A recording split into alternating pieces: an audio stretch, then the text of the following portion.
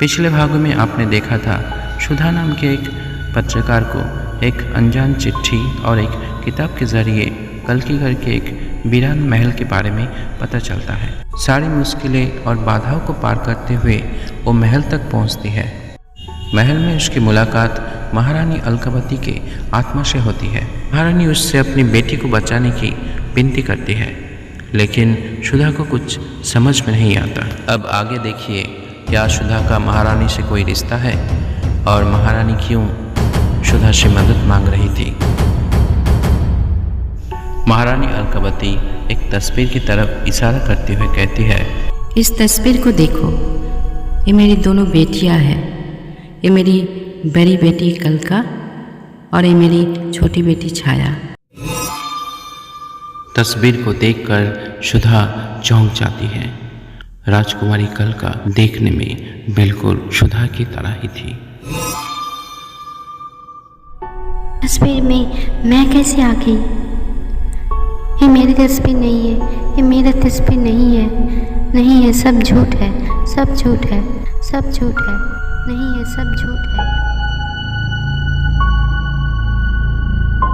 महारानी अलकावती कहती है, शांत हो जाओ सुधा, ये सत्य है। तुम मेरी बड़ी बेटी कलका का पुनर्जन्म हो। तभी सुधा को सब कुछ धुंधला नजर आता है।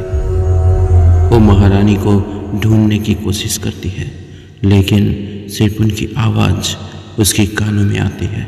लाइब्रेरी जाओ सुधा, किताब को ढूंढो। तभी सुधा की आंख खुल जाती है। वो महल में नहीं, अपने घर के बिस्तर पर लेटी हुई थी।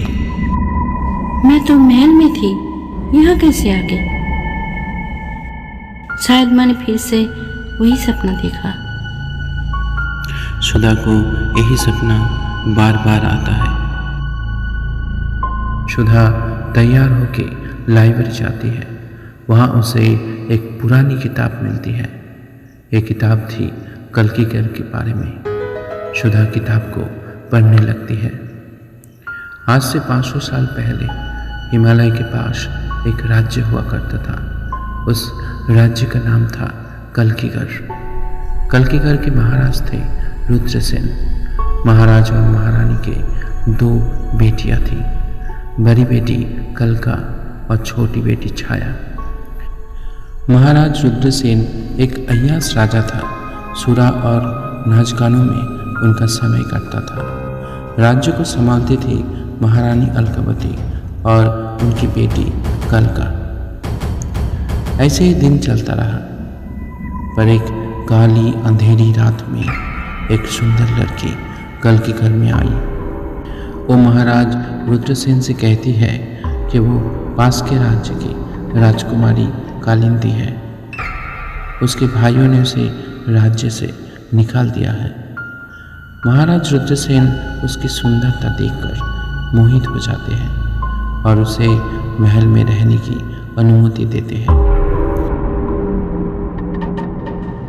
महारानी अलकावती और राजकुमारी कलका को कालिंदी के महल में रहना बिल्कुल पसंद नहीं था, लेकिन महाराज की मर्जी के आगे उन लोगों की चलती नहीं थी। धीरे धीरे कालिंदी महाराज रुद्रसेन के करीब आने लगी।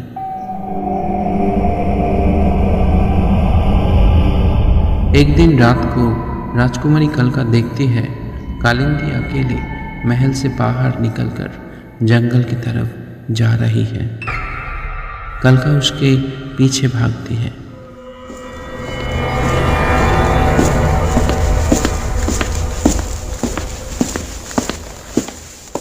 दोस्तों, ऐसे वीडियोस बनाने के लिए बहुत मेहनत और समय लगता है। आपको अगर ये कहानी पसंद आ रहा है तो ज़रूर इसे एक लाइक देके हमें प्रोत्साहित कीजिए, ताकि हम नई नई कहानियाँ जल्दी जल्दी ला सकें।